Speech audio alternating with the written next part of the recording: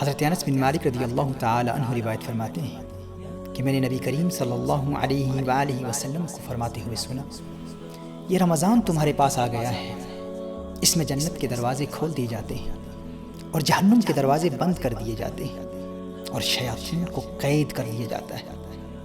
محروم ہے وہ شخص جس نے رمضان کو پایا اور اس کی مغفرت نہ ہوئی، کہ جب اس کی رمضان میں مغفرت نہ ہوئی تو پھر کب ہوگی۔ اس روایت کو مجموع الزوائد میں نقل کیا گیا ہے۔ ناظرین کرام، ملت اسلامیہ کے لیے رمضان المبارک ایک سالانہ تربیتی پروگرام کی حیثیت رکھتا ہے۔ یہ روحانی ٹریننگ کا مہینہ ہے۔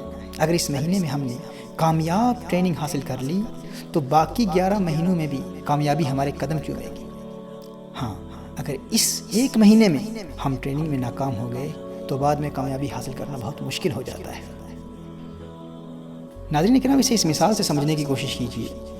دیکھیے، اگر کوئی باکسر کسی باکسنگ رنگ میں بغیر کسی مد مقابل کے ایک راؤنڈ میں صرف پنچنگ بیگ کو پنچ کر رہا ہو اور اسٹیمنا اس کا اس قدر کمزور ہو کہ بغیر کسی دوسرے باکسر کے صرف پنچنگ بیگ کو پنچ کرتے ہوئے وہ تھک جائے اور کھڑا نہ رہ سکے اور دعویٰ یہ کرے کہ باقی 11 راؤنڈز میں دوسرے باکسر کو بھی ہرا دوں گا، تو آپ کہیں گے نادان انسان، بغیر کسی مد مقابل کے، بغیر کسی مخالف کے، بغیر کسی اپوننٹ کے تو ایک راؤنڈ میں بھی کھڑا نہیں رہ سکتا، تو باقی 11 راؤنڈ میں جب تیرا مد مقابل تجھے مار رہا ہوگا تو اس کا مقابلہ کیسے کرے گا؟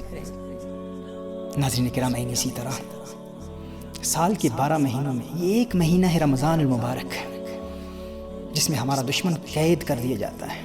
اب رنگ میں ہم اکیلے ہیں، کوئی حملہ کرنے والا نہیں ہے، پھر بھی ہم نمازیں قضا کر رہے ہیں، پھر بھی ہم حرام موویز دیکھ رہے ہیں، پھر بھی ہم غیبتیں کر رہے ہیں، پھر بھی ہم گناہوں کا ارتکاب کر رہے ہیں، اور دعویٰ یہ ہے کہ بعد میں ہم ضرور نیک بن جائیں گے اور مغفرت حاصل کر لیں گے۔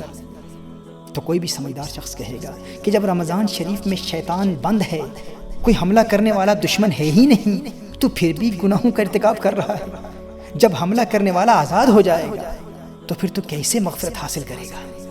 اسی لیے میرے آقا صلی اللہ علیہ وآلہ وسلم نے ارشاد فرمایا، محروم ہے وہ شخص جسے رمضان ملا لیکن مغفرت نہ ملی۔ اگر رمضان میں مغفرت نہ ملی تو پھر کب ملے گی؟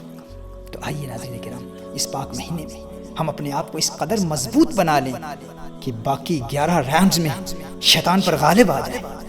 اللہ جل وعلا سے دعا ہے کہ خلاق کائنات ہمیں اس پاک مہینے کی قدر کرنے کی توفیق عطا فرمائے اور اس پاک مہینے میں شریعت مطہرہ کے احکام پر عمل کرنے کی توفیق عطا فرمائے۔